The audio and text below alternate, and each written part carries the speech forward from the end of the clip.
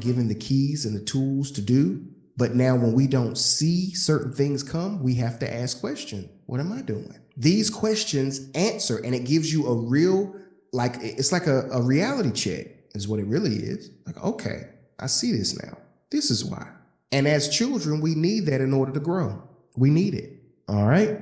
All right. Let's see. Okay. All right. So we've got that. All right. 60% was at no. We want to shift and change that. I want everybody to take it as a personal goal. And believe me, when I talk about consistent giving, that's the reason why I use the word consistent, because giving cheerfully and giving consistently should be a part of your, why consistently?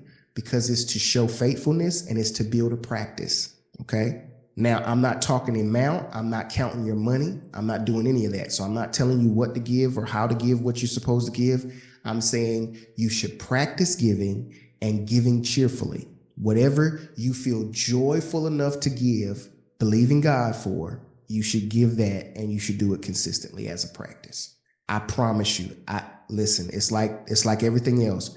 The farmer planted seeds, he slept and he rose. And all of a sudden there was a spring and he know not how. I'm telling you, I don't know how it works.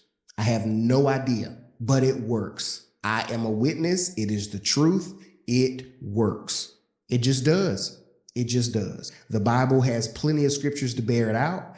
I don't know why, but I have determined that I don't need to know. I have determined that I would rather believe than know on this one. It's just the truth. Okay? Try it and watch. When we start moving like this as a group, we're going to see more deliverance. We're going to see more souls be added. We're going to see more healing. We're going to see more deliverance. We're going to see more people, more eyes, blinded eyes open. We're going to see more miracles, because he says this stuff is the least in the kingdom. This stuff is the least. If you do the lesser, of course, you'll be able to do the more. If you can lift 5 pounds, if you can lift 5 pounds, I'm sure you should be able to lift 2 pounds, right? If you can do the more, you can do the lesser, right? So let's flip that. All right. If you can handle the mammon, the little rinky-dink money, if you can handle this and you can master it, just like you can master that, you can master everything else in the kingdom. Easy, easy. All it takes is for your faith to be ignited and you to be obedient. Create that practice. Okay. 6. I know we're going to get done in a second, y'all. 6. What percentage of your increase financially goes to charity, including giving to your local church? All right, this is where we are. 10% or more, we've got 40%. That's a good number. Less than 10%, we've got 60%. Okay, less than 10%. That means that 60% of us give less than 10%. As I mentioned with everything else, what you sow, you reap. What you sow, you reap. I use 10% because that's traditional tithe, that kind of thought process. But I also used it because it is a low amount. It's not a great amount. Okay. Let's look at 7. What percentage of your increase financially goes to personal needs, food, bills, entertainment, etc.? 90% or more, 60%. 60% of us said 90% or more goes to that. As opposed, less than 90%, 40% of us says less than 90% goes to that. So that tells us, the Bible says where your treasure is, that's where your heart is also. It's just the truth. That's where your heart is. Your heart and your treasure, same spot. All right. So now when I'm hoping for God to manifest things in my life, and I'm hoping to be walking in that power and authority, and I don't see it, maybe I need to ask myself why. 8, when pain attacks, this is a good question. Do you endure the pain and rest and hope it'll subside? Do you take over-the-counter medicine, other medication, herbs, whatever? Or do you engage your faith through spiritual practices, prayer, blah, blah, blah? Now, I asked this question this way because I wanted to see where everybody was, all right? Now, again, this is something for you to also see where you are. At the same point, I want you to understand that you could be doing like a check down. Like you could be engaging your faith, and then you probably be like, okay, I'd engage my faith. I still ain't see nothing move. Let me grab this medicine right quick. All right. And then you grab a little medicine, but you say, you know what? I'm going to take this medicine in faith. I'm going to pop this in my mouth. I'm going to still believe God. All right. This is not an accusatory type situation. This is just so you can see where you are. I want to be walking in healing in such a way that all I have to do is apply my faith and see the results. And hopefully that's where you want to be. If that's where you want to be, you have to practice it. You have to put your money where your mouth is and practice it. Your actions should fall behind what you say and you want to do. All right. 9, how many times weekly do you pray in the spirit and I specified in an unknown tongue? Okay. Let's see, 40% of us less than 2 times a week, 20% of us between 2 and 5 times a week, 40% of us said 5 times or more a week. I thought that was awesome. But either way, building up yourself in your most holy faith, the more you do pray in an unknown tongue, the more you can be edified. It Bible says it edifies you. It builds you up. Do it. If you want to be stronger spiritually so that you can manage your flesh, build yourself up on your most holy faith. The more you do it, the better. Paul said, I do it more than all of y'all. Paul said that. He wrote the book and he said, I do it more than you all. Now, he still taught them not to do it in open in the public and to cause a lot of confusion. But he said, this is what I want you. You should be doing this. This should be what you do to be at the top of your game. All right. And 10, do you believe that you have a great working understanding of giving according to God's instruction? I've got 80% that says yes. Oh, I love it. And we're going to test that knowledge. I've got 80% of us that says yes. Now, 20% said, no, I don't really feel like I have a working knowledge, which is good. It's good to be honest either way. But here's the thing. This means that nobody is exempt, because if 80% of us have a good working knowledge of it and only 60% of us are doing it, then that tells me that we got some folk that's hard-headed. And it's okay, but let's be real.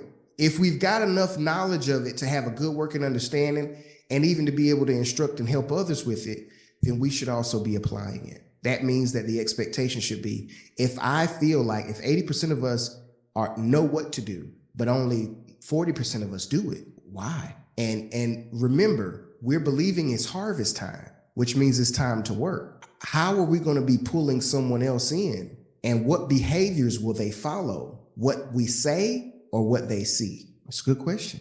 People used to say, parents said, don't do what I do, do what I say. How did that work out? It didn't really work out that well.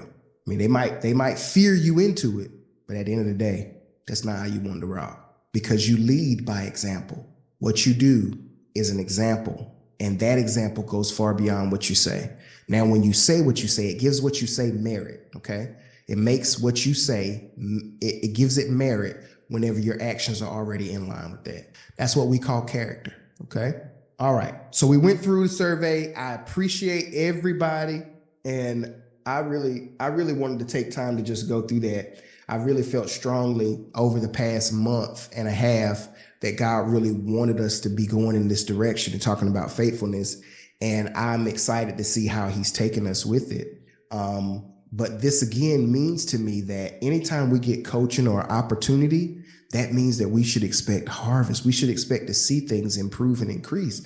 And so hopefully the goal is always to do that. It's to do that. And since the goal is always to do that and see improvement, there's no such thing. And this is the thing I want us to do. Take the limits off of God. Like we talked about on Sunday, that God's true church is without walls, right? Let's take the limits off of them so that we can really express the love of God in the full sense in the earth. Oh, to know the breadth and the width and the height, the depth of the love of God. If we could really just know that, because the whole thing is the fullness of it is in us. And if it's in us, we've got everything we need. All right. Now, in the future, in our next series, I believe I believe he said the same, we're going to start talking about temptation. Okay. And we're going to talk about temptation, and we're going to talk about the 3 things and the lust of the eye, the lust of the flesh, and the pride of life. And we're going to talk about those things and how to combat it and how to use spiritual application to go against it. But we're going to be in this conversation to address that. I don't know how long. It may only be a couple of weeks or so, but we're going to do due diligence to it as the Lord sees fit. But that'll be our next discussion. But I really want to establish us, because the truth is we have got some growth that we expect. And in order to see that growth manifest in the earth, we've got some steps that God is asking us to take. And so one of the areas is definitely going to be financially. We're going to tighten up. We're going to tighten up there. Okay. And the expectation is that by tightening the belt buckle on that, we should see in other areas those things tightening up as well. Because again, as the scripture said, this is the least in the kingdom. It's like level 1. It's like the first level. If you play a game, it's like the first level. So you got to beat the first level to get to the second. So we need to be stronger in this area so that we can really support what's coming next. Okay? All right. I love y'all. Do you enjoy our content and want to hear more? Follow our social media platforms on Facebook and YouTube at Promise Seed Church. Be sure to like, share, comment, and subscribe for more exclusive content. Are you in the PD area? Join us for Sunday worship. Service starts at 11 o'clock a.m. at 1117 Twin Bridge Road, Timmonsville, South Carolina 29161. We need your help in spreading the gospel. Partner with us. Visit our website www.mypsc1.com, find the Join section, and provide your email address. You will receive a partnership form within 24 hours. Financial support? You can send donations through Cash App to $PromSeed. Your gift is tax deductible and will be used to spread the gospel abroad. Thank you in advance for your cheerful giving. Tune in for upcoming messages and don't forget to subscribe for more exclusive content. Remember, one plants, one waters, but God makes things grow.